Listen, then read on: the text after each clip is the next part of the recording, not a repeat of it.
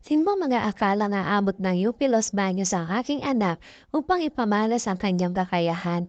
Nandito nga po pala kami ngayon sa UP Los Baños upang ipakita ang kakayahan ng aking Ivy sa Agham Siyensya. Yes, tama po kayo.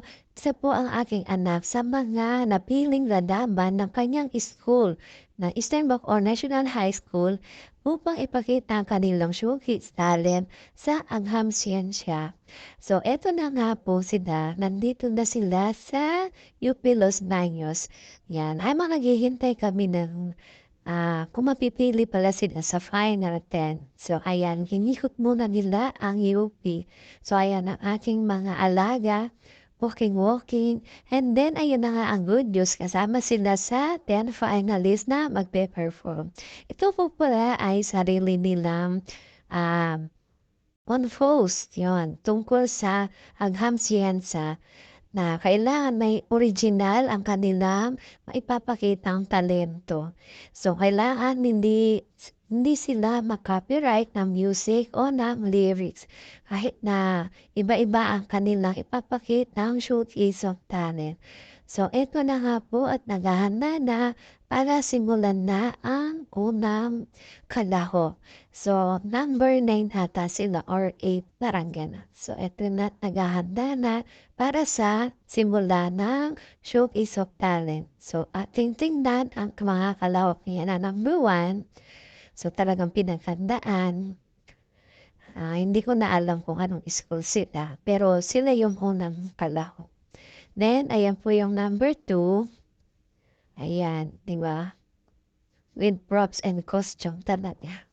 Talagang pinaghandaan din.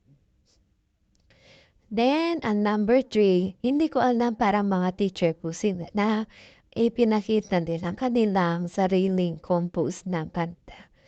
Ayan sila. Kasali po sila. Then, ayun yung number 4. Diba? Hindi ko alam po ano ang team din ng kanilang performance. Pero magaling din sila. Ayan. Then, ayan po yung number 5. Yan. Mga alos kumanta naman. Yan. Then, number 6. Yan. Bonggang parang isang buong section sila. Ang dami nila. Yan. Di na naman nila sasayaw ang kanilang showcase of talent. Then, ito yung number 7 natin. Napakabongga ng kanilang props and costume. Yan.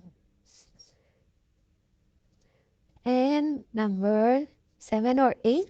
Parang ganun. 8 na okay. Yan sila. Diba? Bubongga ng kanilang costume. And of course, ito ang ating mga alaga. Ayan, parang choir sila. Dilaan sa kanta ang kanilang performance. Sariling compose at music po ang kanilang pinakita sa araw na ito.